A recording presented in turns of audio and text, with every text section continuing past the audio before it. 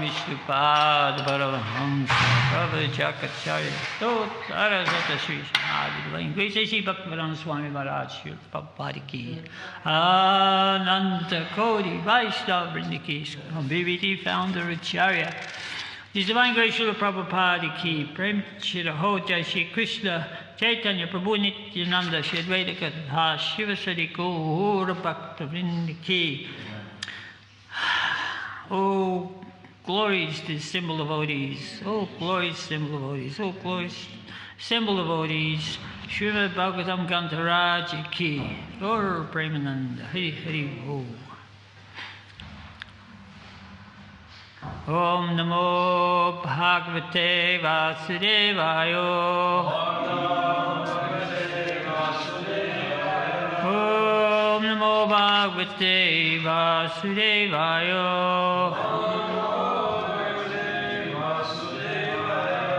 Om Namo Bhagavate Vasudevaya.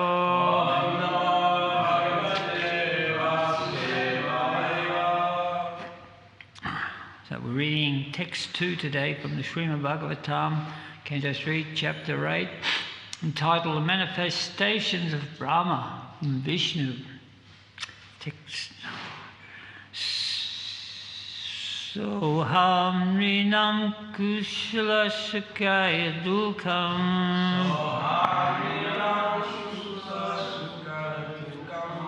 Mahat katanam viramaitasya. Pravartaye Bhagavatam Puranam.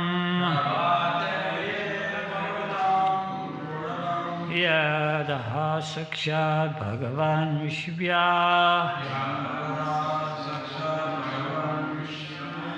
Soham Ninam Chula Sukaya Dukam.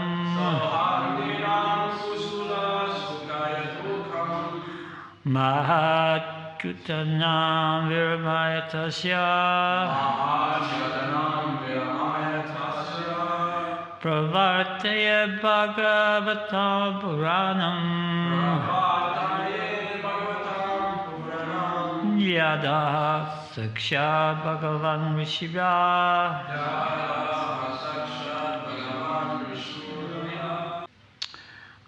Sa, that aham, I, Nrinam, of the human being, Shula, very little, Sukaya, for happiness, Dukam, distress, Mahat, great, Gutanam, entered into, Viramaya, for mitigation, Tasya, his, Pravartate, in the beginning, Bhagavatam, Srimad Bhagavatam, Puranam, Vedic supplement, Yat, which, Aha, said, Sakshat, directly, Bhagavan, personality of Godhead, Rishibhya, unto the sages. Let me now begin speaking on the Bhagavad Purana, which was directly spoken to the great sages by the personality of Godhead, for the benefit of those who are entangled in extreme miseries for the sake of very little pleasure. So, purport by Srila Prabhupada. The sage Maitreya proposed to speak on Srimad Bhagavatam because it was especially compiled and traditionally comes down in disciplic succession for the solution of all problems of human society. Anyone who's fortunate can have the opportunity to hear Srimad Bhagavatam in the association of pure devotees of the Lord. Under the spell of material energy, living entities are entrapped in the bondage of many difficulties simply for the sake of a little bit of material happiness. They engage in fruitive activities, not knowing the implications. Under the false impression that the body is a self, the living entities foolishly relate to so many false attachments. They think that they can engage with material paraphernalia forever. This gross misconception of life is so strong that a person suffers continually, life after life, under the external energy of the Lord. If one comes in contact with the book Bhagavatam, as well as with the devotee Bhagavat, who knows what Bhagavatam is? If one comes in contact with the book Bhagavatam as well as with the devotee Bhagavata, who knows what the Bhagavatam is, then such a fortunate man gets out of the material entanglement. Therefore, Sri Maitreya Muni, out of compassion for the suffering men in the world, proposes to speak on the Srimad Bhagavatam first and last. Game Parimendasya Skatipatikatirmuhu Svakripa Yustadanina Shantu Santu Valambanam Omagyanat Randasya Jananjana Salakaya Chaksuras Militavyena Tasme Shri Guruve Namaha. So, just to say a few words in this from what I can gather about the sloka was there. Mukunda Maharaj gave a purport to text 1 yesterday, text 2. So we're just starting this chapter, and if you had been following in chapter 7, you would have remembered that Vidura was asking Maitreya so many questions, right? Who was it? Sringa Chaitanya counted it, and they said there was 42 questions that Vidura asked of Maitreya Muni. And so he wanted to know so much about the glories of the Lord and how the creation, the manifestations, cosmic universe come about, and how come we're tangled up in this mess. Simple as that. What do we do to get out? So he'd been on a pilgrimage for so many years, and finally he found Maitreya Muni. So what's interesting is we all know the story that Vidura was living with the Kuru dynasty, and he was actually Yamaraj personified, who took birth as Sudra. So he observed religious principles according to the Shastra, and he was a devotee of the Lord. Whereas his relatives, his cousin Duryodhana, and his half-brother Dhritarashtra, or his nephew Duryodhana, his half-brother Dhritarashtra, who was the blind king, they were more attached to juggling the material world. Prabhupada's got this really beautiful word here, said they think they can engage with the materialistic paraphernalia forever, right? So just imagine if you're a king, that you've got this kingdom, you've got all the wealth, and you can juxtapose, you can build this and change this and, rule people's lives and then, of course, become very greedy. There's a tendency, lust, anger and greed. So if a king is not controlled by the brahmanas, then he gets out of hand, and that was the case of Duryodhana, who influenced his blind father, and Vidura was the brahmin who was trying to give the good advice all the time. But the qualities, there's 6 qualities, simple qualities, right? Lust, anger, greed. What are the other 3? Envy, madness, and illusion. Yeah, so envy. So we wanted to sort of get the envy bit, because Duryodhana was just totally envious of the Pandavas, even though they had nothing, but still he knew that they're the ones that's supposed to be in his shoes ruling the kingdom, because that was the injunction. So there's no way he was going to give in to them, and so whatever he did, he'd see them and he'd become envious, because they had godly qualities and they were favoured by Krishna. So at every turn, whatever he wanted, it sort of didn't work out the way he wanted to, and became more greedy, more envious. So Vidura had to leave in the end, because he wouldn't listen to his advice, and he actually kicked him out. Duryodhana kicked him out.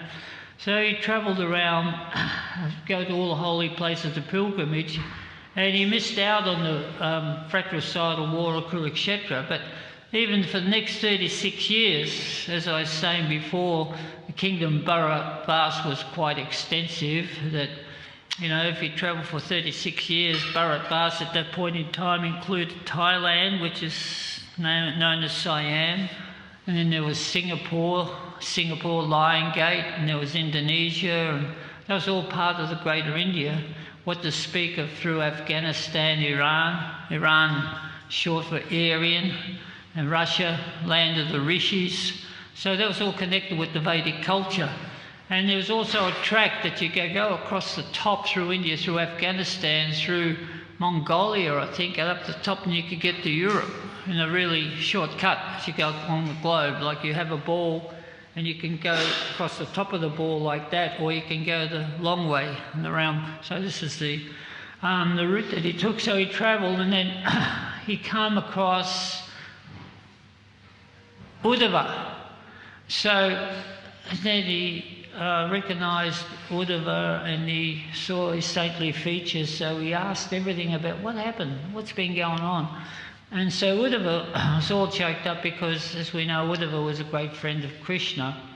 And Krishna had spoken Bhagavatam to Uddhava, and Maitreya just happened to be present, the sage Maitreya. And there was a purpose to that, because actually, even though Krishna addressed Uddhava, Maitreya heard everything. So when they went on their journey, first of all, Vidura came across Uddhava, and he said, "What's happening?" And Uddhava explained a little bit about how it's all fallen apart, Krishna's gone.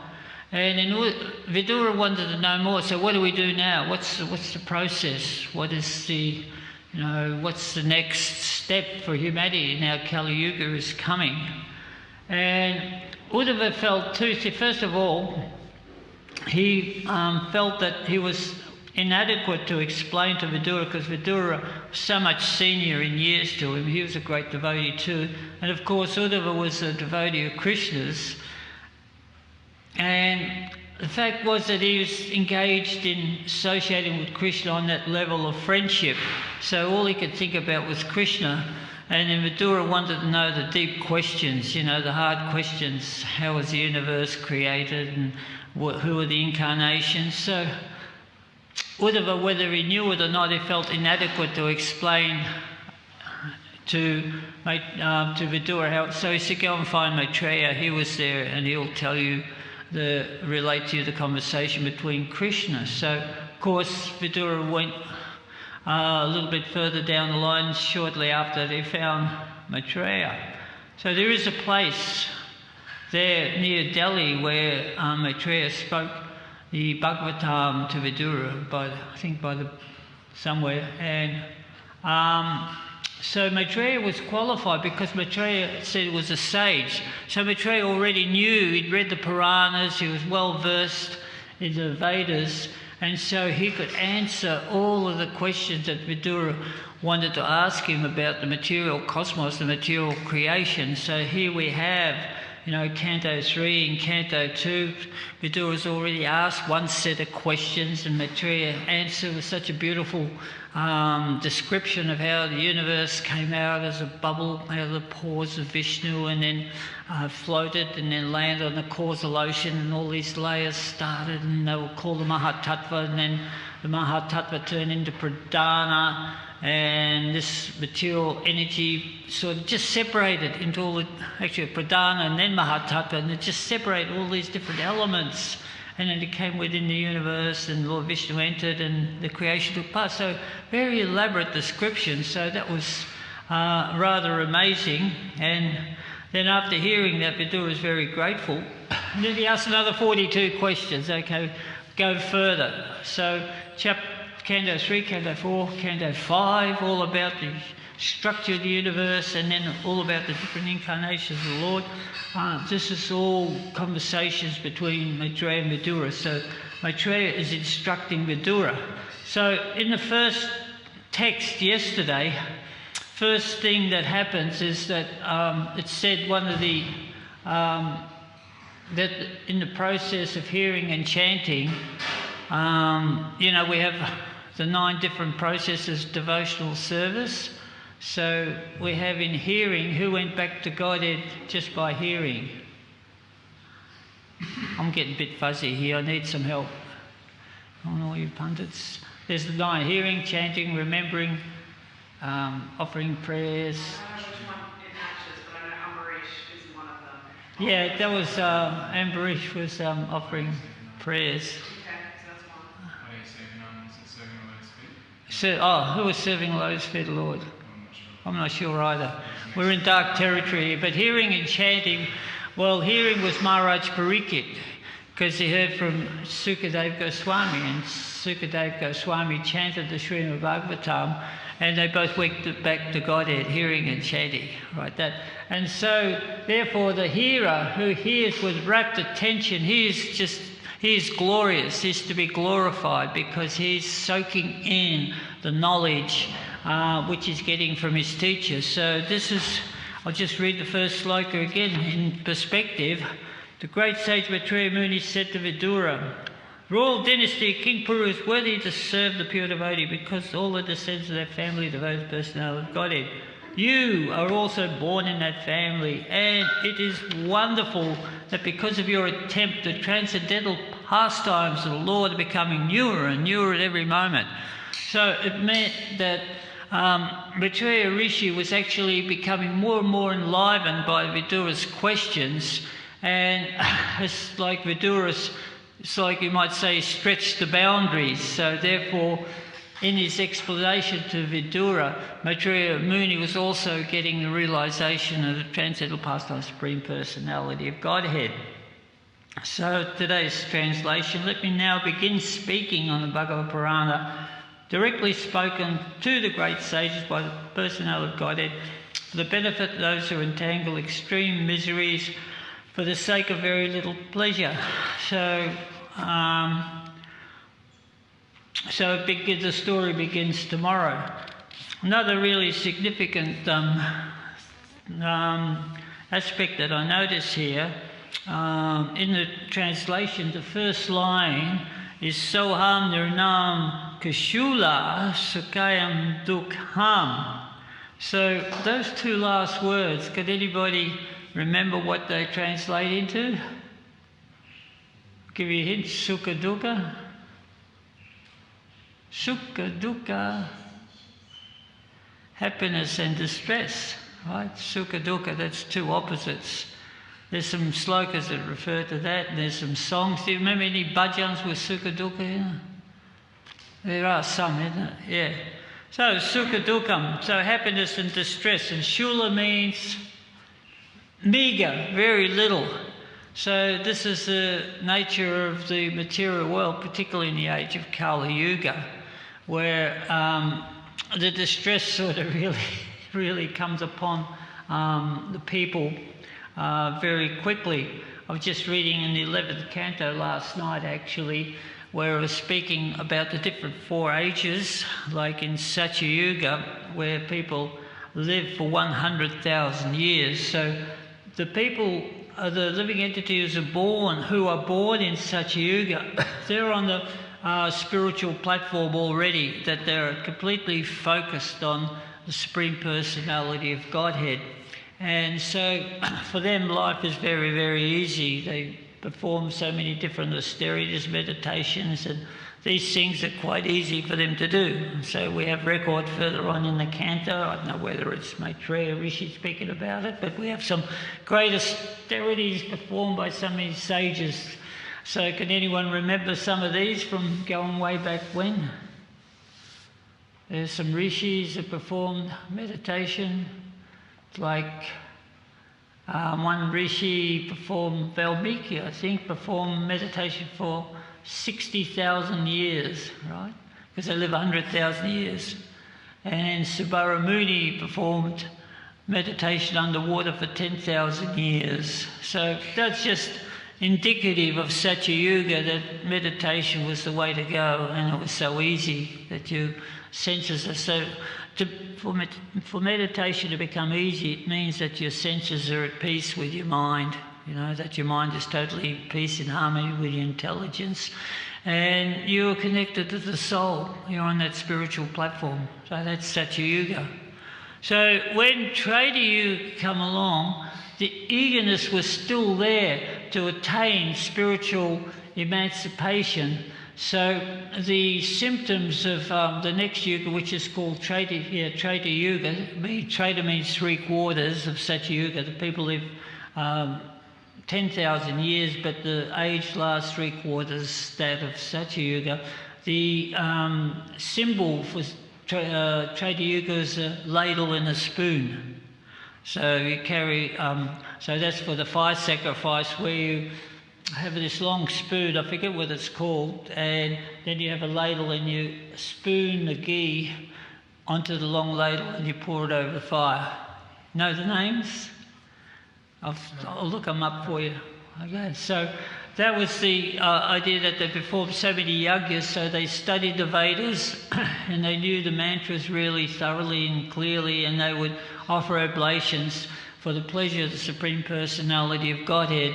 And that way they brought forward their spirituality and they achieved liberation. So in general, even that age, people would start to become were advancing towards Krishna consciousness. Even at that point in time, in that age, they began to have kingdoms and boundaries, and the Varna ashrams started, and then they have to have armies. So there was some sort of demoniac influences that began to occur in that age. Then we move on to the next age, which was Dwapara Yuga, which Dwapara means half, right? Half of Satya Yuga, right? So in Dwapara Yuga, the resolution was a little bit weaker, but the fact was there that the system was still based on worship of the Supreme Lord, and that was the goal of everybody. And to attain that, to remember the Lord, they began temple worship. So they would go to the temple and they would see the deities of the Lord, of different aspects of mainly Vasudeva worship, and then the demigod worship also came in at that point in time. And so then they would follow all the Vedic injunctions very strictly, and by the process of following the Vedic injunctions, they would also achieve higher states of consciousness. But in that age, also there was the demigod worship began, that a lot of the people, a lot of the souls, instead of going back to Godhead, would sort of traverse throughout the heavenly planets and achieve those destinations, whatever. Of course, the meditation, the yoga was minimised because temple worship was the form, the yajna for the age. So, of course, we know at the end of Dwapara Yuga, the incarnation for Dwapara Yuga was Krishna. He came right at the end.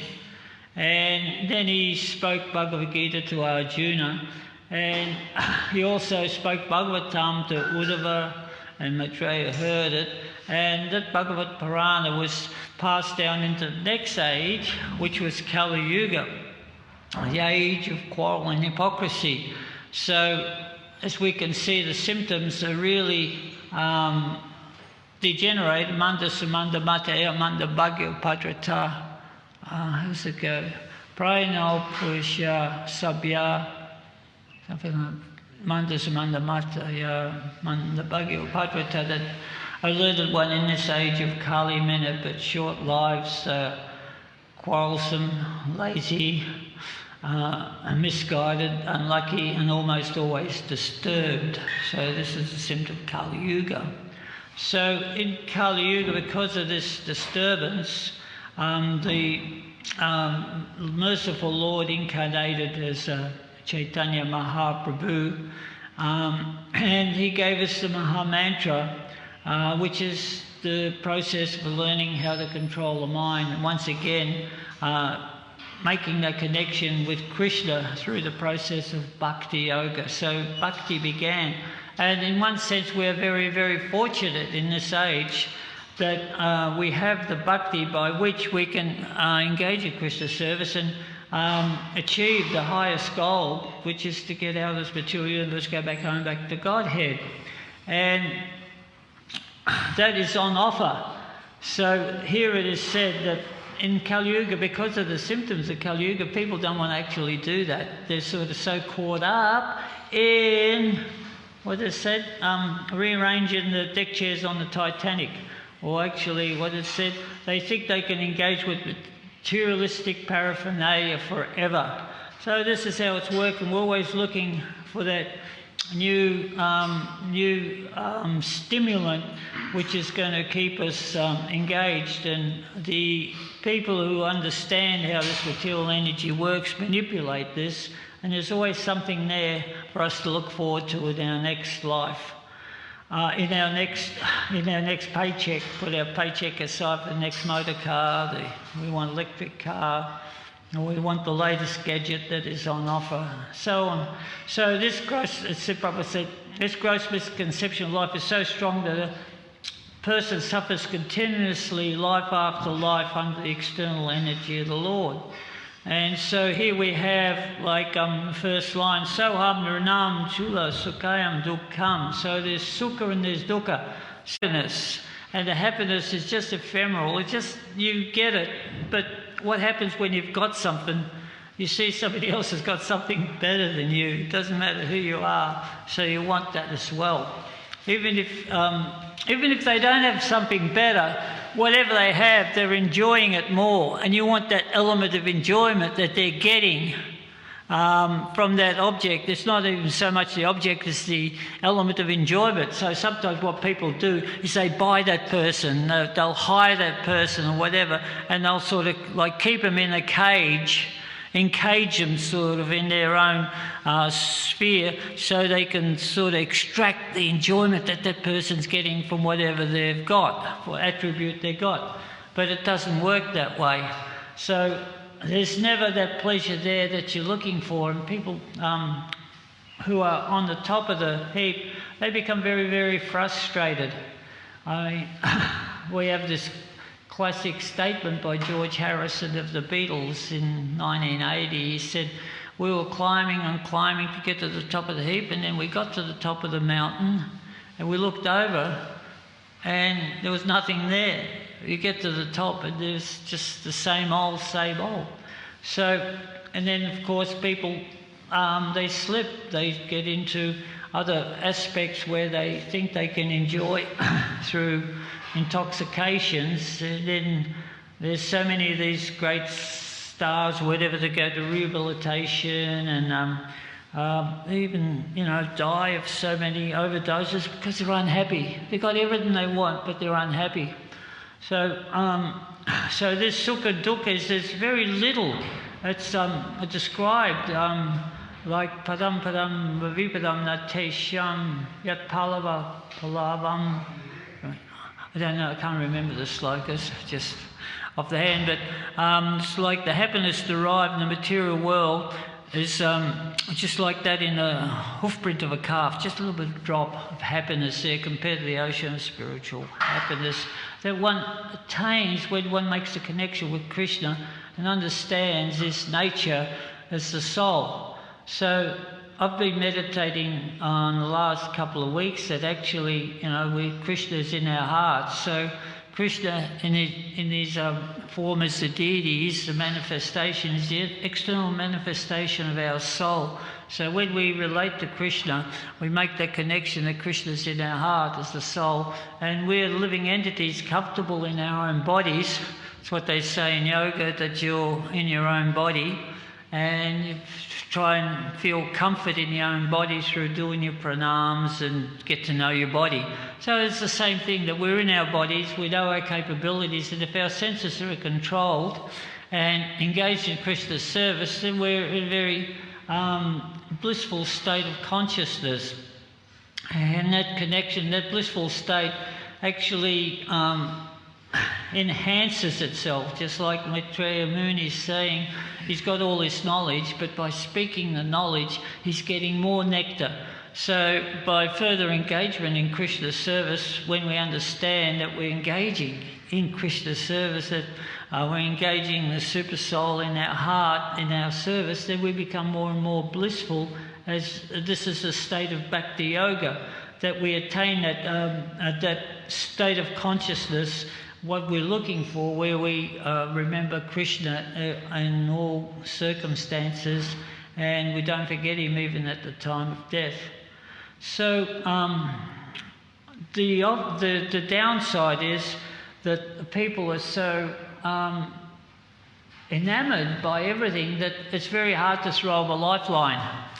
Just sometimes, like you see on an ad that, hey, you want to make some money fast? You know, just ring this number and you can make $100 an hour, you know, just working from home, right? You make $10,000 a month. It's just really easy. Just ring this number, right? So it's like a lifeline. Hey, get out of this misery. We'll elevate you, put you on to the next level. So the same thing we're saying. We're trying to get people just, you know, chant the Hare Krishna Maha Mantra, focus on the mantra, focus on yourself, focus on your connection with Krishna, and then you will get that lifeline where you sort of get drawn away from the madness of the rush of people trying to achieve that material success. And it's just a misconception that takes a person from one life into the other. So Prabhupada describes in the last chapter, the last couple of lines here, if one comes in contact with the book Bhagavatam as well as the devotee Bhagavat, who knows what Bhagavatam is, then such a fortunate man gets out of the material entanglement. Therefore, Maitreya Muni, out of compassion for the suffering men in this world, proposes to speak on the Srimad Bhagavatam first and last.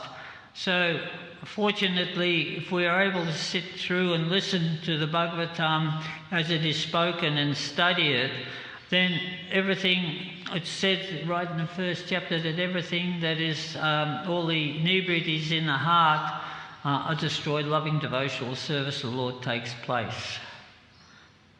So, would anyone like to make a comment or have anything to add or ask a question?